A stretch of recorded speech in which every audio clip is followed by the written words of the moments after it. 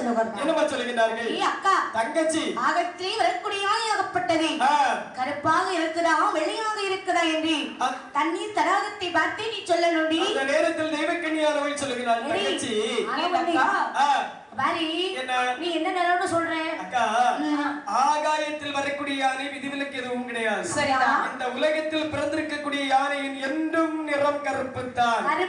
ஆகையால் ஆகாயத்தில் வரக்கூடிய யானையின் நிறமும் கருப்பு கருப்பு கருப்பு தான். அடே அக்கா, என்ன நான் சொல்றேன், யானை வெள்ளடி. எடி என்னடி? இந்த யானை வெள்ளையாக தான் இருக்கு. ஆனால் ஆகாயத்தில் வரக்கூடிய யானை கண்டிப்பாக கருப்பு. நான் சொல்றேன் வெள்ளடி கருப்பு. கருப்புன்னு சொன்னா கருப்பாக வருதுன்னு சொன்னா உனக்கு நான் பணிமணி செய்யறேன்டி. 12 வருட காலம் உனக்கு நான் வேலை செய்யறேன். வெள்ளையாக வரும் என்று சொன்னால் கண்டிப்பாக 12 வருட காலம் உனக்கு நான் அடிமை வேலை செய்கின்றேன். 3 வருடம் நான் அடிமையா இருக்கிறேன்டி. அப்படி என்று சரி சபதமிடக்கூடிய நேரத்தில் எடி தோழிமார்களே ஏ ஊமத்தோழி ஏ கருமி என்னடி நீங்கள் தான் சாட்சி. அம்படி ஆகட்டும் ஐயா. சரி சரி பார்த்தால் இந்த நாகக்கன்னியாகப்பட்டவள் சரி அப்படி எட்டி பார்க்கக்கூடிய நேரத்தில் ஆகாயத்திலே வரக்கூடிய யானை எந்த யானை தெரியுமா? தேவேந்திரனுடைய வெள்ளை யானை.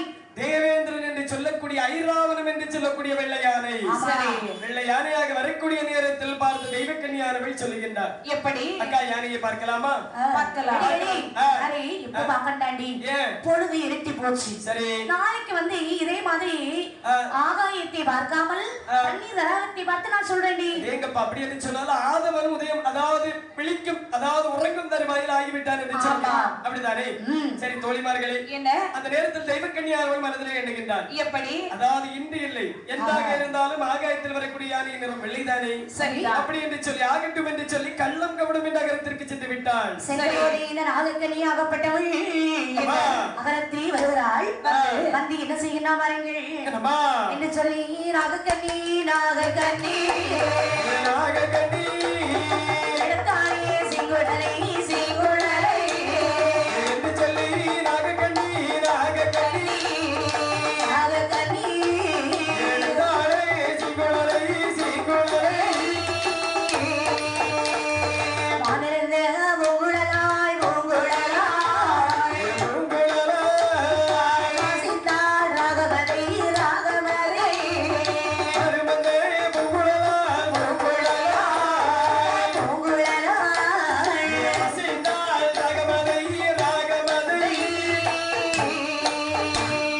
தட்டமனோ தாண்டழுக்க தாண்டழுக்க தாண்டழுக்க ஆடினாளே ராகவதை ராகவதை தட்டமனோ தாண்டழுக்க தாண்டழுக்க தாண்டழுக்க ஆடினாளே ராகவதை ராகவதை சீரான சங்கீதோ செவிகுளிர கேட்டபோது சீராரே சங்கீதோ செவிகுளிர கேட்டபோது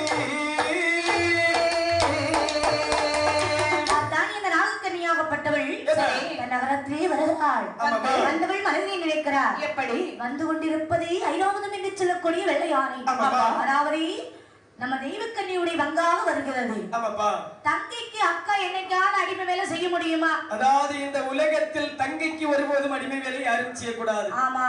ஆனால் ஒன்று நாளை காலை விடிந்து விட்டால் அவளுக்கு நம்ம 12 வருட காலம் அடிமை வேலை செய்ய வேண்டுமே. அவளுடைய பங்காக அல்லவா வருகிறது. அப்படி என்று சொன்னால் நம்முடைய இடையூறை தீர்க்க வேண்டும் என்று சொன்னால் என்று வெள்ளை யானையை கருப்பாக மாற்ற வேண்டும். ஆமாமா கருப்பாக மாற்ற வேண்டும். யாரால்? சரி நம்மளுடைய மகன் வர வேண்டும். கார்கோடன் வர வேண்டும். கார்கோடன் இழைக்க வேண்டும் என்று ஆமாமா அந்த நாகக்கன்னியாகப்பட்டவள்